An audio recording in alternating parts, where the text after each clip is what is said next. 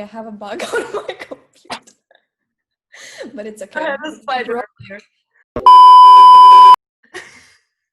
That's great. Summer vibes. Summer and kind of sort of quarantine. I don't know. Welcome to the Mindful Mess Show podcast. My name is Maddie. And I'm Marina. And on this podcast, we will talk about how we can live our best lives all unfiltered. And just a quick disclaimer, everything we're going to be talking about on this podcast is from our own experiences, super raw and unfiltered. So in no way, shape, or form do we mean to offend anyone.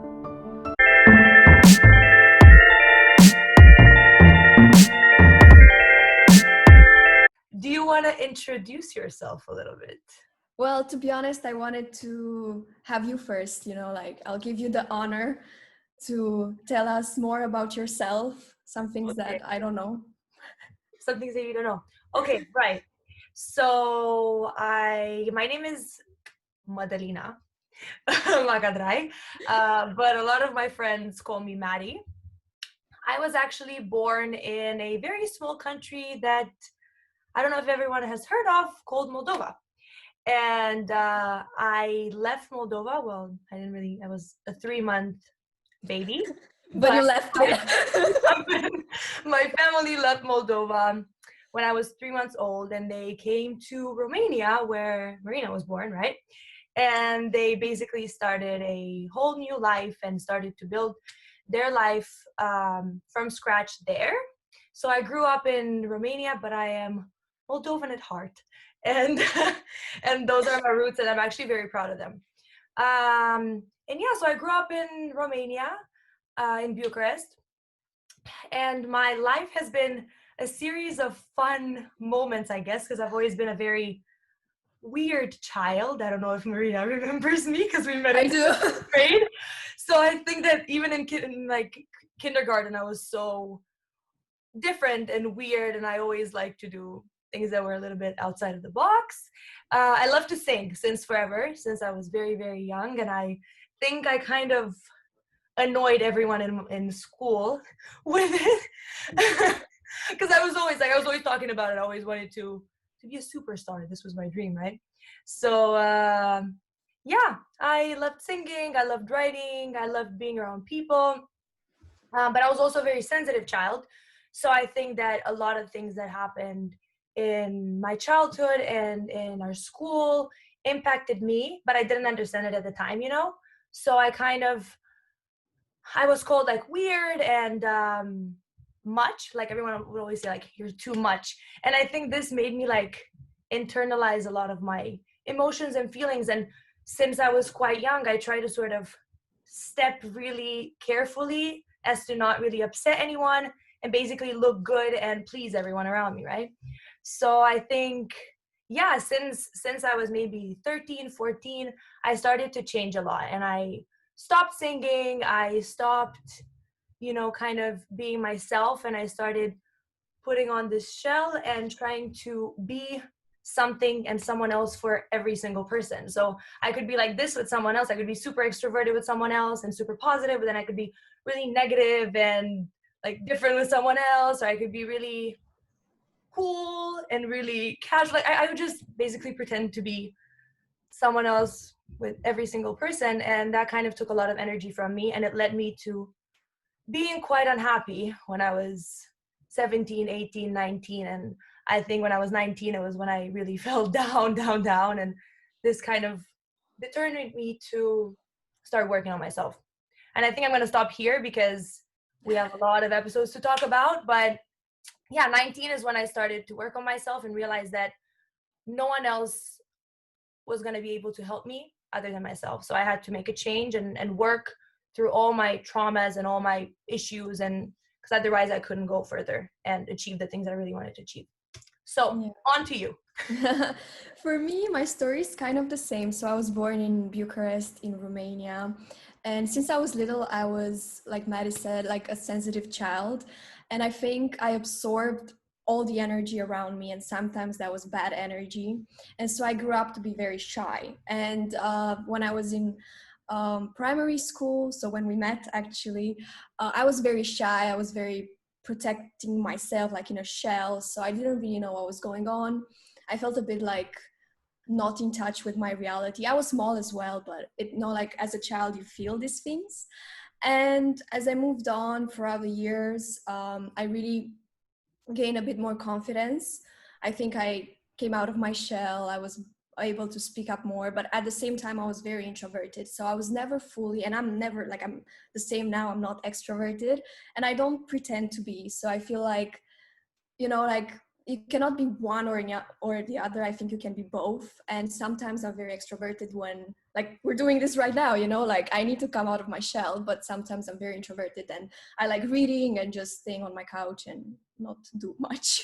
So I think throughout the years I really gain more, I really acquire more knowledge. So I started reading a lot when I was I think 13, 14. So I started like literally devouring every book I had. And I think with this, it came a lot of creativity. And I think at 14, this is where I actually started my passion for writing. I'm very passionate about writing. Like for me, words really flow easily. And so I think that was because I started reading a lot, and then it was easier for me to put all my feelings on paper. And when I was 16, 17, I felt really, it was the time when everyone had a Tumblr, so I had a Tumblr and I was always looking at these sad quotes and really like looking out the window, looking out the window and thinking my life is a movie, and listening to Lana Del Rey. Exactly. So then I was really like coming to terms with who I am, because to be honest, like Tumblr, I think really helped me, and the music I was listening to, the books I was reading. And so like Maddie said, I think at 18, 19, I hit like a shock because I moved abroad to study. And then I think that's where my real like working on myself started, because I was faced with so many things I've never experienced before. And I had to actually say, you know what, no, we need to work on ourselves first, and then let's see. So that's my story. I think we kind of relate in the Yeah, same. we do. And I was just thinking, I don't know if you remember this because this is so random, but I think when we were like 11 or 12, I used to, like every weekend, I used to go to my grandparents' house, and you were in Bucharest. So we would talk. And at one point we started emailing each other. Do you remember this?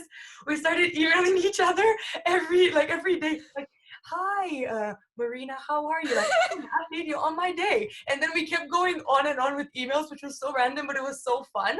And I think we both have this passion for writing, because I've also like written my entire life, and I think writing is therapeutic in a way. You write and you let out your feelings. And in my first year of university, I was telling you about it a few days ago, I literally wrote everything that happened, all of the things that happened, and all the lessons that I've learned from those experiences, and it helps so much.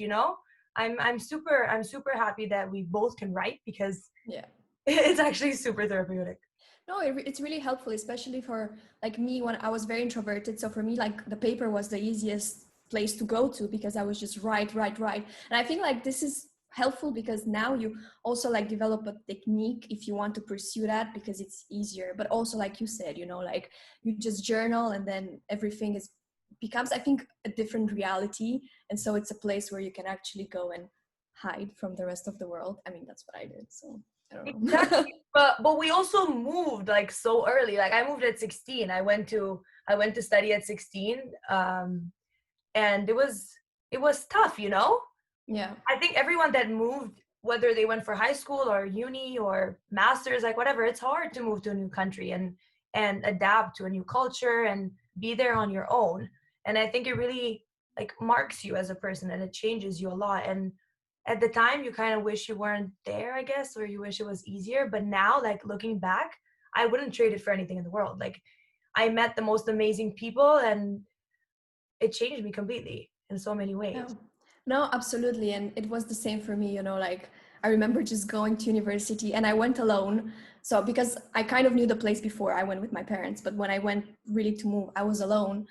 So I think then I was in the train towards my uni, and then I think the shock hit me that, you know what, I'm on my own, kind of. And I think that also prompts you to move and actually be like on it, like we need to take action. We need to, I don't know, get to know ourselves, really know what we're about. So I think it's kind of the same with you. You did it earlier than me.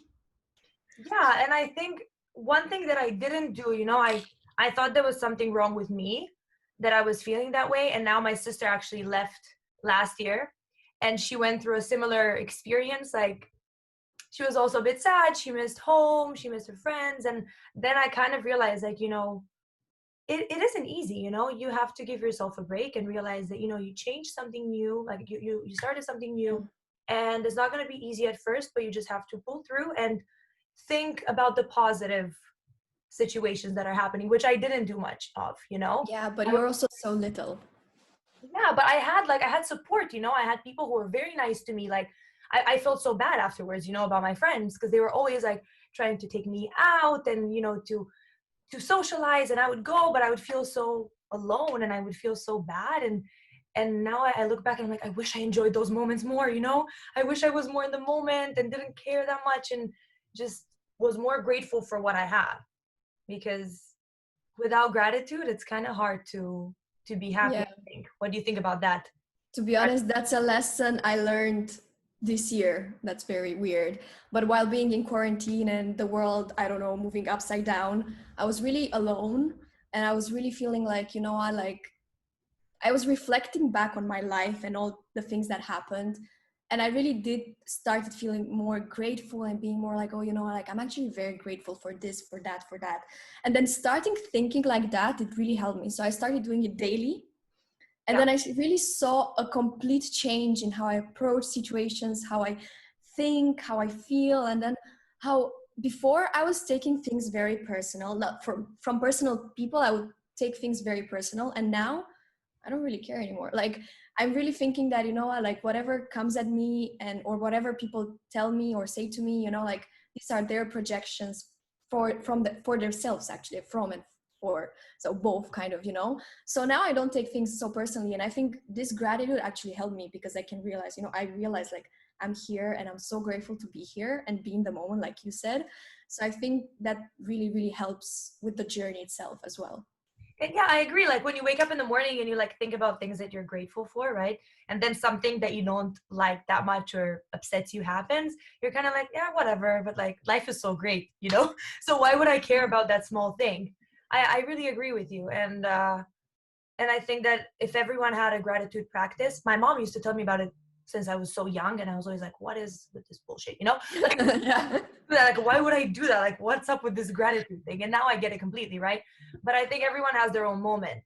And sometimes you might find out like some things, and you might be exposed to some things, but then you're not ready to hear them. But then when you are ready to hear them, that's when the change happens, and that's when it's pretty great. That's the, that's the thing. And I think everyone needs a reality slap, Mm. sometimes. I think for me, this quarantine was a reality slap, because, I was going by my day, living my life. And then out of nowhere, I'm stuck somewhere. I cannot go out. I need to like wear masks to go to a supermarket. And then the whole situation, I think it has a very deep psychological impact on everyone, actually, because at the end of the day, nobody has been through these kind of things. And I think that's when I also like started reading more about like different books about meditation, because I had time. So I was like, well, you know what, it's time to improve ourselves at least. So No, I agree, but I think this quarantine was a wake-up call, in the sense, I don't know if other people will agree with this, but we were kind of in a way spoiled, as a world in general. And I'm not generalizing, but we had things quite easy, access to certain things, opportunities, even the opportunity to go outside and be free and just have, things that maybe we took for granted. And then we're stuck in the house, and a lot of our freedoms are taken away. And then we're kind of faced with ourselves and all of our insecurities. And if we're living with someone, I don't know, like a person we love or family, then we're stuck with them and with their own insecurities and reflections. And you're kind of like, okay, what do we do from here? So I think yeah. it made a lot of people go inside and try to figure out how they feel and what's next. And I think there were a lot of changes for a lot of people.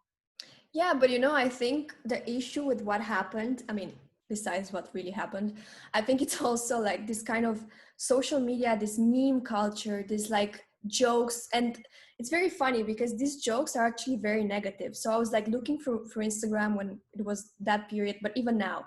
And it's like, so like jokes like kind of like quote, I want to die, I hate quarantine, I don't know, something like this. And looking at that every day, it has such a bad psychological impact on everyone, even on me and you maybe, you know, because all of that is like being so ungrateful for everything. Like, oh my God, like quarantine, I miss coffee, I miss life, I don't know. And then you start in the spiral of feeling bad for yourself that you didn't even know you're feeling bad, you know? So I think like here, I mean, not necessarily here, but in general, I don't know, I'm waiting for your opinion. Yeah. But I think like social media is not that great for this kind of things because everyone makes jokes out of everything, and those jokes are actually so negative. Like, it's incredible. And then we're wondering why we're feeling sad or depressed or No, I completely agree. And I think especially, you know, people in European countries or even in the States, you know, I mean, for them, it was like, yeah, we have to stay inside, but there's other countries and other people that have been suffering for years. And for us, we had to stay inside, you know, so then we were making it a big drama. Although it was really like everything that happened and is still happening is a tragedy. Like it's a horrible tragedy. But the fact that we had to be inside was not worth making bad jokes and silly memes and things like yeah, that, because things can be worse. yeah, And it's like, and we don't know, like there's so many tragedies happening around the world that we have no idea about, that are not mediatized, that are not publicized, you know what I mean? So it kind of, you're right, like those jokes are not very nice. And but also there's kind of this curiosity that we had, because we haven't been as countries in such a big tragedy for very many years. Like, you know, we haven't been in a real war, let's say, and things like that. yeah. So it was more like, okay, something different is happening, like let me check out what's happening online, and googling. I was googling like crazy the first month, Me too. all Yeah, the time, like seeing what's happening in this country and in this country, and what else happened and who else is struggling. But then I realized, like, okay, why am I doing this? Like, is this serving myself or anyone else? No, I'm just making myself feel bad. And if I feel bad, then I'm gonna make everyone around me feel bad.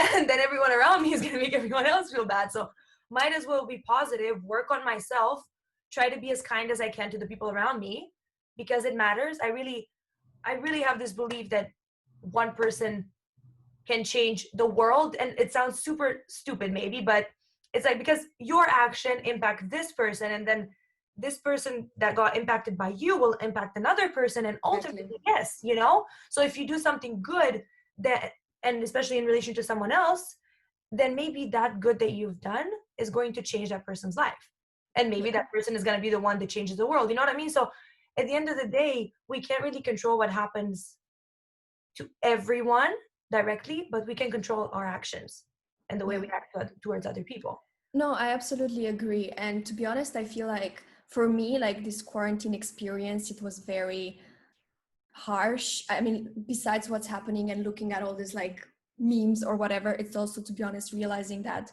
many people I'm surrounded with are actually, they were so annoyed by everything that was happening. Like, it was a given, like, oh, I'm so entitled.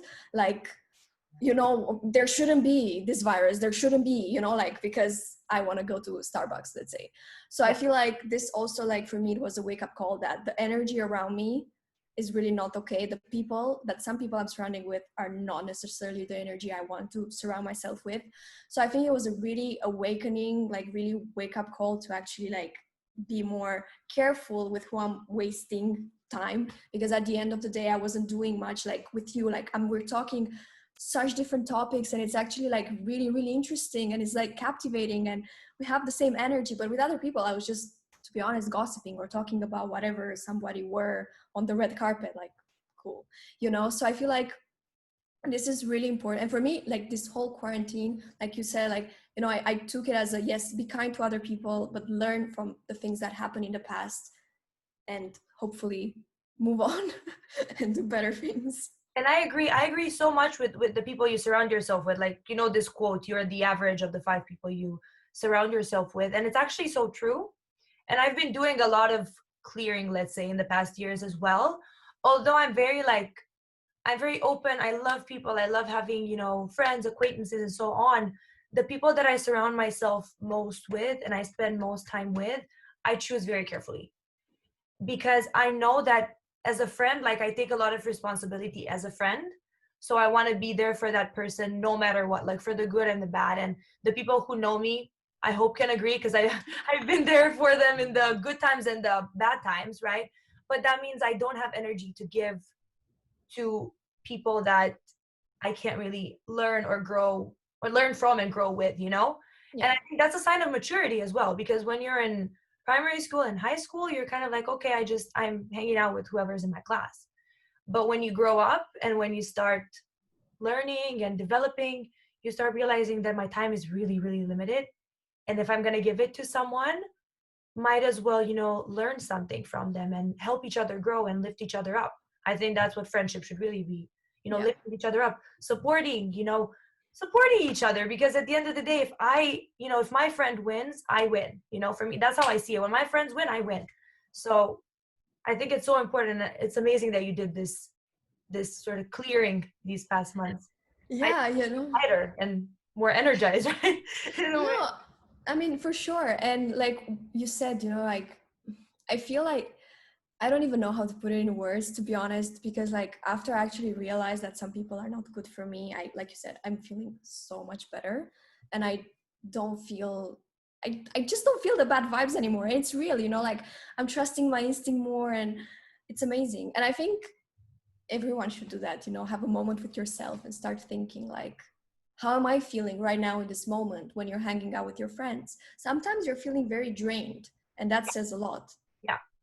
But listen, not to bash anyone, like, Oh, no, no, no, no. This is you know, just. you know, I think that was important to mention, because I've been in situations where I was a mess, like, and I wasn't in a good state, and I would gossip, I mean, gossiping, that's the thing that probably will always happen among girls. We love to talk and chat and whatever, but some things you don't gossip about, some things you don't talk about, right, to other people. But Yeah.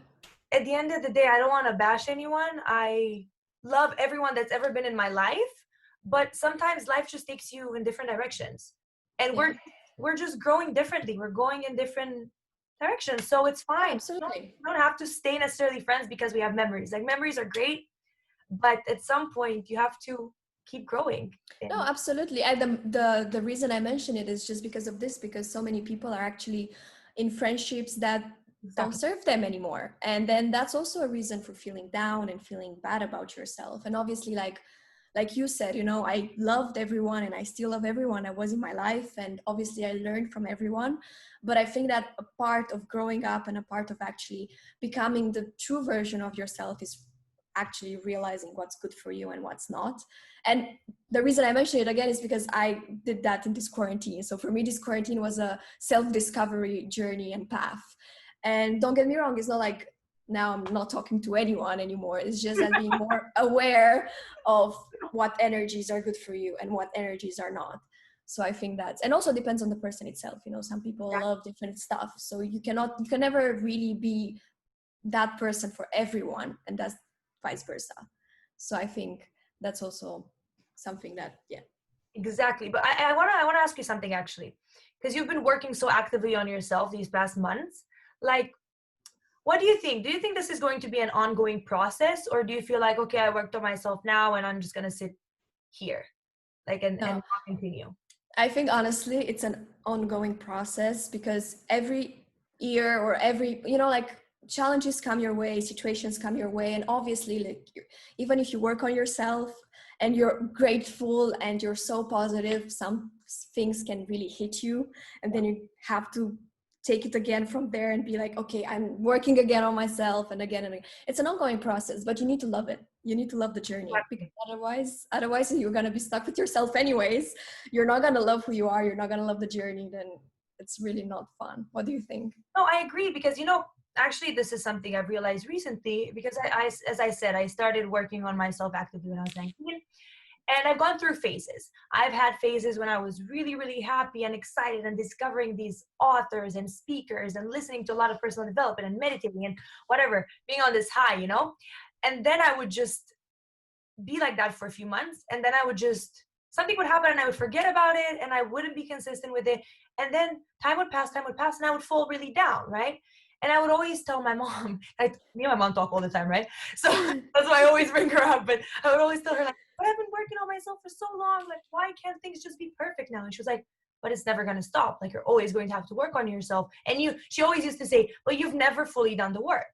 And I'm like, what do you mean? Like, you've never actually fully healed everything that needed to be healed, because every time I would start, and then I would stop exactly when the breakthrough was going to happen, when I was going to surpass those negative patterns, those traumas, whatever, and start a new chapter, right? So I think that this quarantine for me was that moment when I really went deep with everything that I haven't sorted yet, So, and now I'm in a really good state, but also I've realized that I can't let this go.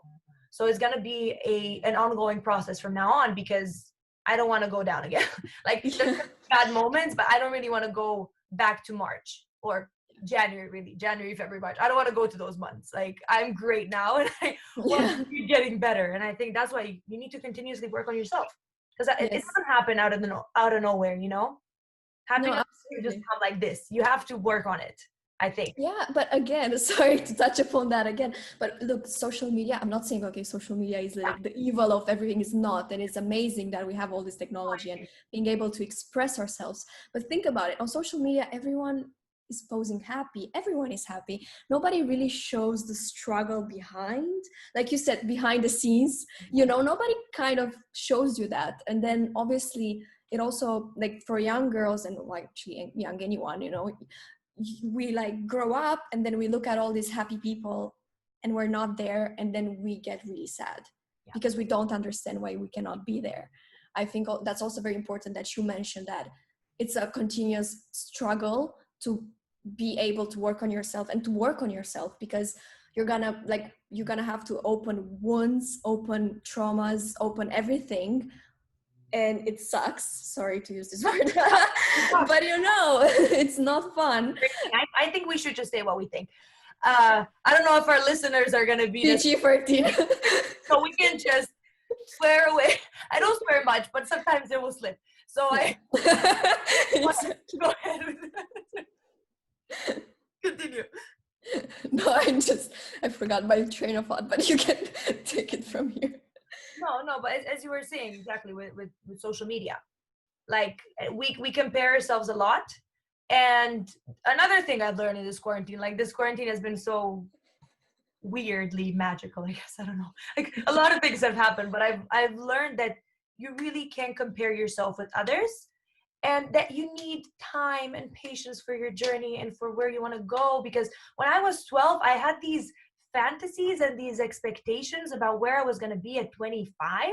Like, if I would tell you, I'm maybe at another time. I'm not going to get into it, but I had these expectations, and no wonder I was unhappy. Like, no wonder I was depressed and unhappy and feeling like I failed at life and that I wasn't in a good place, because I'm 23 and I haven't, met those expectations yet. And I was like thinking, I only have 2 years left and I haven't gotten there and there and I haven't done that and that. But then I realized, like, this is my journey and I have to enjoy the process until I get to where I want. And by the way, now where I'm now, I don't really want the things that I wanted when I was 12, Now with the mind of a 23-year-old, some of the things that I wanted when I was 12 were kind of immature. So now I look at happiness differently. I look at fulfillment differently. So if you compare with yourself with someone else, it's not really getting you anywhere, because we're different. We want different things. And we don't have to have the same life as our friends or our families or our strangers, Absolutely. But I think this is what we're taught as well. Like you said, when we're little, like comparing yourself with other people. Like, I always compare myself, even through, like, subconsciously, I was always like, oh, I got this grade, someone else got a higher grade, bummer, And I think going into this mentality, it's really not gonna give you any happiness, like you said, and it's just, but also I think, like, when you get to know yourself, that's when you're gonna be more at peace with what's happening around you and be more like, okay, this is my journey and I'm going on this journey. But many people are afraid to get to know themselves. I was afraid, like, to be honest, like, I was not really like, yes, let's do some work, inner work. No, I was really a bit scared, because you don't know what you're gonna open and then how you recover from that. And it's so messy, and you find out things that you don't want to accept about yourself, because Yeah. I think that awareness is the first step, right? Realizing that, okay, those are my beliefs, those are the things that made me suffer, those are the things that made me sad. And then the next level is going through them and working through them and constantly working through them. But if you're not even aware, then you're never going to be able to change, right? So awareness is actually quite uncomfortable and messy, and it kind of like shatters everything that you knew about yourself, or you thought you knew, or who you thought you were. Because I only now I'm realizing who I am, and I'm still not there, right? I don't think we'll ever fully be there, as we said, but I didn't know who I was like 2 years ago. And looking back, I'm like, why did I make the decisions that I make? Why did I do those things? Like, if I could go back in time, I would change some things, right? But it's just being aware. Being aware, and you need to go within. You need to reflect. You need time for yourself. And that's what you did, for example, these past months. You took time for yourself. I took time for myself to be there in silence and reflect and think, what's next? What do I want? What do I not want? What makes Yeah, me no, sad? absolutely, absolutely. And sometimes, it gets hard because, like you live every day, like you just like automatically. And it's very hard to get your brain to stop and be like, okay, let's reflect or whatever, because everything is automatically. And, like Mel Robbins said, I love her, like, you have 5 seconds, you have a 5-second window to actually make a change and take a leap of faith. And I don't know, do something crazy, because otherwise your brain will always say no. And I think this is the same with actually getting to know yourself, because if you sit there and like if you're not really determined, your brain can be like, not today, okay, maybe Yeah. tomorrow. But the reason I think this applies to this podcast as well, because we could have said, when you brought it up, because you brought it up, right? And it made me so happy because I wanted to do this for so long. But when you brought it up, we could have both said, okay, let's wait a little bit. Like, let's, postpone it. Let's do it in September, or let's do it in October, or let's do it in whenever in a year. But we were like, oh, 2021. yeah, let's do it now. Like, wherever we are, however we are, we're going to do it now, and we're going to build it from there. It's not going to be perfect. Like, this episode is not going to be perfect. The next episodes are probably not going to be perfect, but we're doing it. Like, we're already one step ahead. And it's scary. It's a little bit scary. Like, right now we're putting ourselves out there. And who knows who's going to listen to this podcast, and people are going to find out things about us that are super personal and super vulnerable. But, that's where the magic happens. Yeah, it's outside your comfort zone. Exactly. Everyone preaches it. And to be honest, whenever I heard that, I was like, well, no, I don't Yeah. know what that is. What is that? I'm very, like, I'm always outside my comfort zone. Sometimes, and then when you actually have to do something that you really need to take, like Mel Robbins said, like your brain will say no. Like he will say, no, you don't do this. Sabotage you, because it doesn't want to change. Like, we're programmed not to. We're programmed to survive, much. right? We're programmed to survive. So when we want to do something new, our brain is like, no, stop, freeze. But Absolutely. something I've learned about situations where you're nervous, because your body cannot really. Was it Mel Robbins who said that your brain cannot tell the difference between being excited and nervous? I And think then so. you just have to tell yourself that you're excited multiple times, and then just go and do it. And I've done that in a few situations, like when I did some speeches, when I had to talk to someone about something very personal. I would be like, I'm excited. And then I would just pump myself up for the conversation or for the event. And then it just gets easier, because you have to go and do it. Like, it's never going to be easy, really. You're never going to be fully relaxed in anything you do, especially if it's new. But you do it. That's it. You just do it. No, I completely agree. And to be honest, at the same time, you're never going to be 100% ready to do it. Like, like I was in this mentality for so long, like, I'm going to do this in a week. I'm sure it's going to be fine. And then the week comes and I was like, no, I don't want to do it. Maybe next week. And then like this, you postpone at the end of the day your whole life if you're not careful. So yeah, I completely agree. Do you know how many times I recorded a YouTube video? I bought a camera. I bought like editing, software. I organized my setting and everything, and I record my old roommate Hannah, housemate, apartment mate Hannah. Hi Hannah. She knows how many times I tried to record a YouTube video and how many times I did not post a YouTube video. So you're never going to be 100% ready, but you got to do it anyway.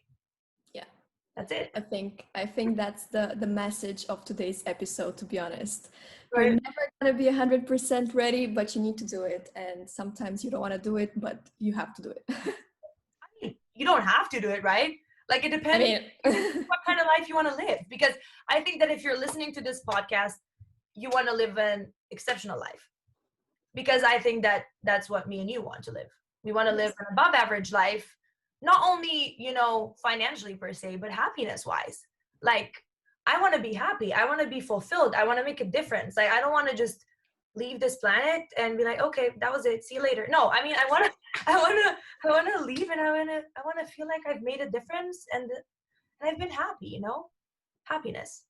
Honestly, it's so much more exactly. important than we think. It's more important than anything else, really. Because if Yeah, you absolutely. have everything but you're not happy, what's the point? Yeah. But I think again, like this is for other episodes because like we can talk like this for like 10 hours, but just like touch upon this quickly with this happiness thing. It's also about, I think, this social construct that you can never really be happy, and happiness is actually thought of something that happens in like 10 seconds. Oh my God, I'm so happy. And then you go to your normal life.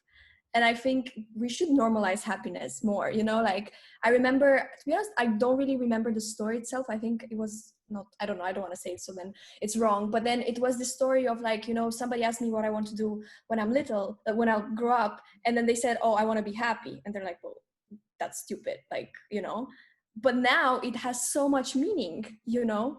And yeah, I agree with you. Like, I agree with you. And I think as happiness is super important, but also being content, which is kind of the same, well, not really, but kind of Yeah, content with yourself and who you are right now in this moment. Because if you're always going to look in the future and you're going to be like, I'm going to be happy when I'll do that, or I'm going to be happy when I do that or achieve that or whatever, you're never really going to be happy. ever. You have to find joy and happiness in the moment right now, whatever it is. I mean, there's so many things that can make you happy, really, even if you're down. And I know what it means, and you probably know what it means to be down. But even then, you can find things to be grateful for, because if you find things to be grateful for, then that kind of automatically is going to make you happy, at least for a little bit. So if you're happy during the journey, like throughout the journey, then, but you never get really to a destination, because we as humans always want to progress, and we always want to try something new and develop something new. So if we're always waiting for that thing to be happy, exactly as you said, we're never going to be happy. We just have to find joy in the moment and then be happy along the way. And then I think when you do get to the point where you want to get to, you're going to realize it's not that exciting, because I've been happy all along. So now I'm just continuing and trying something else. Yeah, So exactly. happiness, I think we need to do a whole episode on happiness and how We should. we manage to stay happy in tough times, or we don't always manage to stay happy in tough times, but some tools that we've learned and things that we've discovered about happiness. Absolutely. Yeah, we should, because it's a continuous process. Yeah, that's 100%. But should we? Oh, you know what? I think we're starting to get towards the end, right? Yeah, I think But so. should we answer the some of the questions that we got? Absolutely. I think we should we do like 2 questions? Yes. Okay, you can start. Well, question was more about what this podcast is about. So I think this podcast is about us, about our journey, but also how you, the listeners, the audience, how you can also start like working on your journey, on your self-discovery. Because obviously, like, we read so many self-development books, and I read so many, and yes, they're really insightful, they're really great, but not all of them actually tell you what you need to do. You just need to discover on your own. And I think for me, and I think for both of us, it's more about helping you discover easily what you need to do. And obviously it's different for everyone, but I think it's just a little tips and tricks and whatnot to get there. You couldn't have said it any better. And I think apart from that is just kind of coming on here and like listening to this podcast and feeling, at peace, at home, and realizing that even if you're going through shitty stuff, like it's okay, like it's gonna get better. And we're gonna give you some tools but it's okay where you are right now. Like, you can work on it, and we're not perfect. We don't pretend to be. We're never going to be perfect, but we're figuring it out. Yeah. And I think that's what everyone should do. Figure it out. Exactly. Grow, learn, cry, get back Do up. it all again. Yeah. It's gonna be messy, right? That's why it's the mindful mess. But in this mess, we're trying to be as mindful and happy and joyful as possible. And I think that's what we want to transmit to our listeners and our audience in general. Exactly. Absolutely. And the other question that we got was, what determined us to start this podcast? I think I've always wanted to share. I love talking. And I think I've always wanted to share. I love talking. I've always talked a lot, and I wanted to share a bit of my journey. I think that's it, and try to help other people. I never really understood the idea of the impact I can have on other people, and we all can have impact on other people. Like, everyone has so much power and the potential to impact other people. So I think that, right now we have technology that gives us this platform to share and to help. Why not use it? Like, this is the moment to give back and to help. And I think Absolutely. that's why I wanted to start this podcast, really. No, And, I mean, sorry to cut you off. go ahead. No, I just want to say that for me, it is the same. I've opened my Instagram account a year ago, and also from the same urge to actually help other people, because I was thinking I've been through some stuff, like I can actually help other people with a quote, and it's just like, going on your day and just see that quote and be like, okay, maybe, like feeling a bit better. And so it's kind of the same reason that I wanted to do a podcast, to share and to help others. And like you said, to make a difference.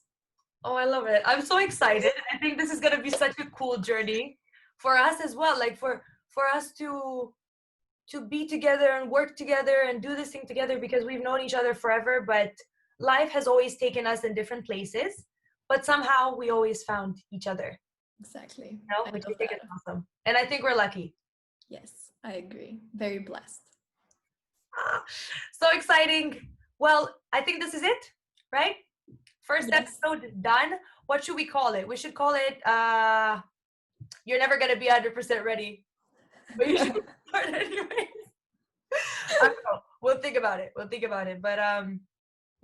thank you to everyone who has been listening to this. Yes, thank you. And we'll see you next week with a new episode. Probably on happiness. Yeah, let's do it on happiness. Since we're in such a good mood, let's do it on happiness. Yes, I agree. Okay, my darling. Well, this is it. Probably realistically now we're gonna be on the phone talking about what we just recorded. Yes. So I'll hear you in just a second. Okay. Goodbye, everyone. And Goodbye. We'll see you next time. Yes. Have a nice day, week, whatever it is. Until next week.